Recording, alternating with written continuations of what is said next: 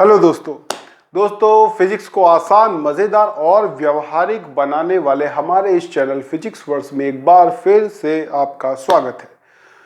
दोस्तों, current electricity की श्रृंखला अनवरत रूप से चल रही है और इसी श्रृंखला में आज हम आपके लिए लेकर आ गए हैं बहुत ही इम्पॉर्टेंट टॉपिक जिसका नाम है किरचॉफ्स लॉ।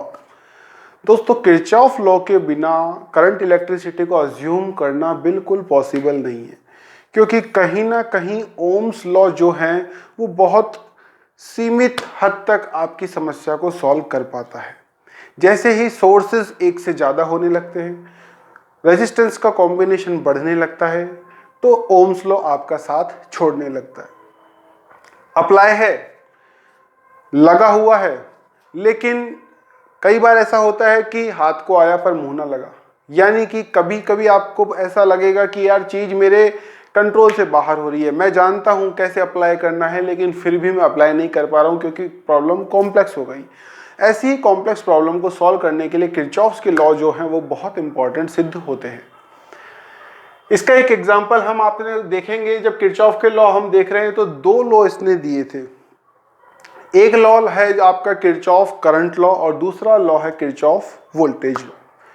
दोस्तों, बारी बारी से हम इसको स्टडी करते हैं, बहुत ही ध्यान से इसको आपको पढ़ना है, क्योंकि अगर आपने ये पढ़ लिया तो मुझे नहीं लगता कि करंट इलेक्ट्रिसिटी में आपका कोई भी क्वेश्चन गलत होगा, क्योंकि ये अपने आप में गागर में सागर भरने वाली बात है। ये बहुत कुछ समेटे है अपने अंदर, ओम्स लॉ समेटे है, कंजर्वेशन लॉ समेटे है, कई तरीके के ये गूढ़ रहस्यों को अपने अंदर समाहित करके बैठा है। तो किरचॉफ्स लॉ क्या कहता है दोस्तों? किरचॉफ करंट लॉ और किरचॉफ वोल्टेज लॉ को इंडिविजुअली हम स्टडी करेंगे। First we are going with the Kirchhoff current law. दोस्तों, किरचॉफ करंट लॉ जो है ये बेस है कंजर्वेशन ऑफ चार्ज पे, जो कि आप पहले यूनिट में पढ़ चुके हो इलेक्ट्रिक चार्ज एंड फील्ड में, कि किसी भी आइसोलेटेड सिस्टम का जो चार्ज होता है वो कंजर्व रहता है। अब क्योंकि ये सर्किट कहीं किसी और सर्किट से तो जुड़ा हुआ है नहीं, तो इसमें जो भी चार्ज है वो कंजर्व रहेगा। चार्ज कंजर्व है तो डेफिनेटली करंट से कहीं ना कहीं ये रिलेट करेगा। हमें करंट की तरफ जाना है। ये applied on a junction. What the junction is? दोस्तों, नेटवर्क को अगर आप देखें तो इसमें कई चीजें हैं। इसमें एक चीज है आपका सोर्स।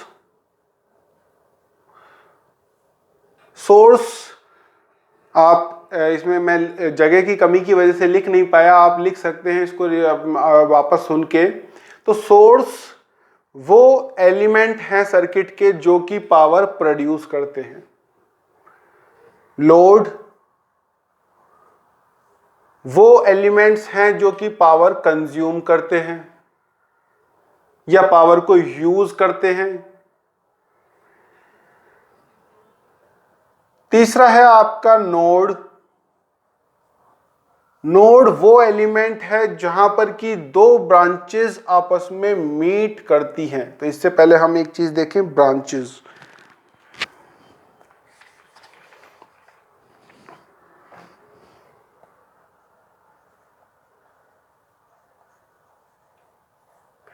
ब्रांचेस नेटवर्क की वो एलिमेंट है जो कि एटलीस्ट एक कंपोनेंट कंटेन करती है। यानी कि ये एक सोर्स कंटेन करता है तो ये एक ब्रांच है, R1 एक ब्रांच है, ये एक ब्रांच है, ये भी एक ब्रांच है, ये भी एक ब्रांच है, ये भी एक ब्रांच है। दोस्तों, ये कोई ब्रांच नहीं है क्योंकि इसमें कोई एलिमेंट नहीं है। ये भी कोई ब्रांच नहीं है क्योंकि इसमें कोई एलिमेंट नहीं है। तो ब्रांच की डेफिनेशन ये है कि वो एटलीस्ट एक कंपोनेंट कंटेन करे विद इन इट। दो ब्रांचेस मिलकर एक नोड बनाती है। जैसे ये एक नोड है, ये भी एक नोड है, इस तरीके से नोड बनता है। ठीक है। एक है जंक्शन। जंक्शन है जहां पर कि दो से ज्यादा ब्रांचेस मिलती है, नोड का एक सुपरमैसिव फॉर्म। यानी एक, दो, तीन ब्रांचेस जहां मिलेंगी वहां एक जंक्शन बनेगा। उसके बाद है आपका लूप। लूप एक क्लोज सर्किट है जो कि ब्रांचेस के द्वारा मिला हुआ है, यानी 1 2 3 ब्रांचेस मिलकर एक लूप बना हुआ है, 1 2 3 ब्रांचेस मिलकर एक लूप बना हुआ है, 1 2 3 4 ब्रांचेस मिलकर एक लूप बना हुआ है। तो ब्रांचेस को जोड़ने से लूप बनता है। एक और चीज आती है मैश, ये हम इसको सॉल्व करने में आपको यूज करवाएंगे। मैश एक ऐसा लूप है जिसके अंदर खुद के अंदर कोई और लूप ना हो। फॉर एग्जाम्पल, ये एक लूप है पर ये एक मैश भी है, ये एक लूप है पर ये एक मैश भी है, ये एक लूप है पर ये मैश नहीं है, क्योंकि इसके अंदर खुद के अंदर दो लूप हैं। ओके, तो मैश जो है वो इंडिविजुअल लूप है, इंडिविजुअल लूप। इतनी चीजों से हमारा काम हो जाएगा। ठीक है, तो यहां हम देखें, अगर जंक्शन पे ये अप्लाई होता है, यानी कि केसीएल के लिए हमको जंक्शन देखना पड़ता है क्या?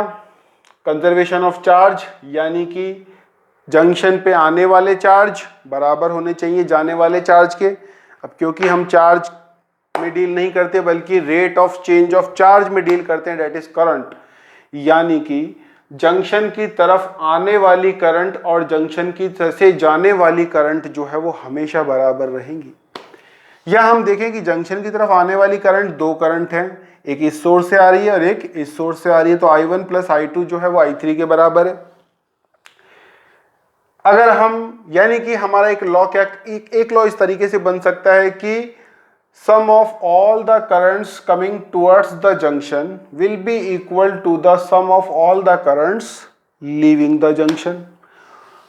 और इसी को हम अगर यहां लेकर आते हैं तो -I3 बनता है। तो ये लॉ किस तरीके से कहा जा सकता है कि algebraic sum of all the currents coming towards the junction, algebraic sum में with साइन आ गया, तो algebraic sum of all the currents coming towards the junction और algebraic sum of all the currents leaving the junction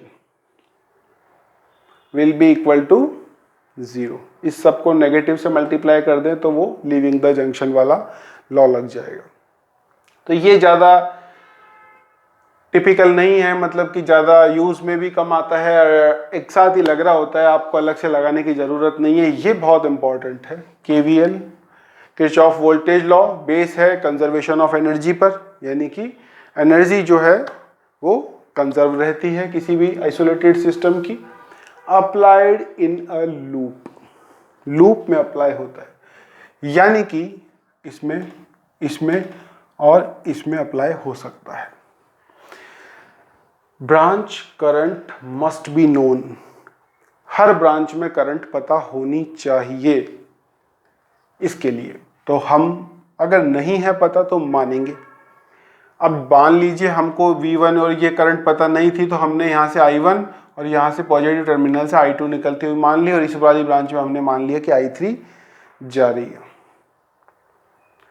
अब law ये कहता है कि किसी भी क्लोज सर्किट में, क्लोज लूप में जो जितने भी वोल्टेज अप्लाइड किए जाएंगे उनका सम और जितने भी वोल्टेज ड्रॉप होंगे उनका सम बराबर होगा। यानी कि sum of all the voltage applied in a loop will be equal to the sum of all the voltages drop in the loop. एक तो ये। दूसरा, algebraic sum of all the voltages will be 0।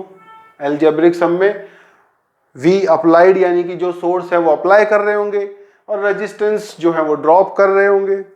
ठीक है, तो इस तरीके से अप्लाइड और ड्रॉप जो है वो बराबर होते हैं। इंपॉर्टेंट है कि किस तरीके से इसको लगाया जाएगा। ब्रांच करंट हमको पता होनी चाहिए, हमको पता हो गई। ठीक है, अब हम किसी भी पॉइंट से शुरू होकर उसी पॉइंट पर वापस आ जाएं, तो नॉर्मली हम चूज करते हैं कि बैटरी से शुरू होकर बैटरी पर ही वापस आ जाए, तो क्लोज सर्किट हमारा पूरा हो जाएगा। तो यहाँ से हम लेते हैं, मान लीजिए V, यहाँ से शुरू होकर हम वापस यहीं पर ही आते हैं।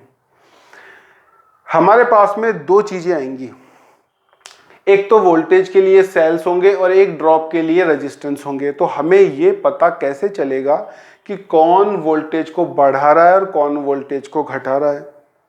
इसके लिए दोस्तों आप एक थंब रूल याद कर सकते हैं और ये हमेशा आपको अप्लाई होगा।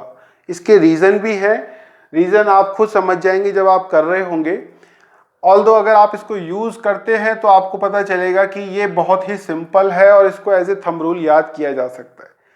सेल्स के केस में जब भी आप पास करें सेल्स को केवीएल लगाते समय, तो उसमें लिविंग टर्मिनल का साइन आपको यूज करना है। लिविंग टर्मिनल का मतलब जिस टर्मिनल से आप सेल्स को छोड़ रहे हैं, बैटरी को छोड़ रहे हैं, उस टर्मिनल का साइन। जैसे मान लीजिए मैं यहाँ से यहाँ जाता हूँ तो पॉजिटिव टर्मिनल से छोड़ूंगा और यहाँ से यहाँ आता हूँ तो नेगेटिव टर्मिनल से छोड़ूंगा, तो लिविंग टर्मिनल का साइन।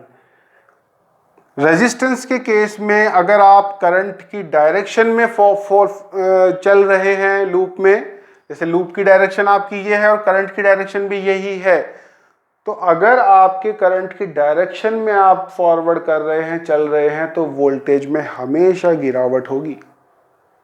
वोल्टेज में हमेशा गिरावट होगी। और अगर आप करंट की अपोजिट डायरेक्शन में फॉरवर्ड कर रहे हैं, करंट इधर से आ रही है और आप ऐसे आ रहे हैं, तो वोल्टेज में राइज मिलेगा आपको। वो रेजिस्टेंस वोल्टेज को सर्किट में इंक्रीज कर रहा होगा। फॉर एग्जांपल हम लगाते हैं यहाँ पर एंटी क्लॉकवाइज या क्लॉकवाइज, कैसे भी आप लगा सकते हैं, वो आपके ऊपर है। किसी भी तरीके से आप चल सकते हैं, उससे कोई दिक्कत नहीं है। बस ये दोनों चीजें आपको याद रखनी है। शुरू हो जाए। सेल से पॉजिटिव टर्मिनल से लीव किया, प्लस V1 हमारी डायरेक्शन और करंट की डायरेक्शन सेम है, तो ड्रॉप नेगेटिव होगा। यहां पर भी हमारी डायरेक्शन और करंट की डायरेक्शन सेम है, तो ड्रॉप नेगेटिव होगा।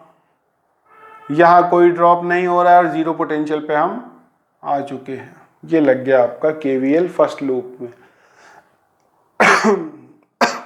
सेकंड लूप में देखें तो यहाँ से हमने लीव किया है इसको पॉजिटिव टर्मिनल से, तो पॉजिटिव V2, यहाँ आपकी डायरेक्शन और इसकी डायरेक्शन सेम है, तो ड्रॉप नेगेटिव होगा। I2 R2, और यहाँ पर भी आपकी और इसकी डायरेक्शन सेम है, तो ड्रॉप नेगेटिव होगा, यानी कि I3 R3, और ये हो गया आपका रेजिस्टेंस, यानी कि टोटल वोल्टेज 0। तो इस तरीके से आपको केवीएल अप्लाई करना है। डायरेक्शन की चिंता नहीं करनी है, इन दोनों को ध्यान में रखना है। ब्रांच करंट पता होनी चाहिए, तो कि तभी आप ड्रॉप निकाल पाएंगे। तो इस तरीके से आपको अप्लाई करना है। इससे रिलेटेड क्वेश्चन हम नेक्स्ट टर्न पे करेंगे। ठीक है, क्वेश्चंस को हम, क्योंकि एक बार पूरा देखिए क्या होता है कि क्वेश्चन हम बीच बीच में करते हैं तो हमारा दिमाग जो है वो चारों दिशाओं में नहीं सोच पाता है। तो जब भी आप क्वेश्चन करें तो एक बार पूरा आप टॉपिक पूरा कर लें, जो भी आपका चैप्टर है उसको पूरा कर लें, उसके बाद क्वेश्चन जो है वो करने की कोशिश किया करें। छोटे मोटे क्वेश्चन आप टॉपिक के अकॉर्डिंग भी कर सकते हैं, पर जो अच्छे क्वेश्चन होते हैं वो तभी बनते हैं जब चैप्टर पूरा आपके दिमाग में सेट होता है। ठीक है, तो ये था आज का हमारा केसीएल और केवीएल। बहुत इंपॉर्टेंट टॉपिक है दोस्तों, और यहाँ पे केवीएल को आप बार बार एक बार दोहरा लेना, इसके एग्जांपल्स कर लेना, आपके दिमाग में क्लियर हो जाएगा। ठीक है, तो आज के लिए इतना ही रखते हैं टॉपिक को। Thank you very much.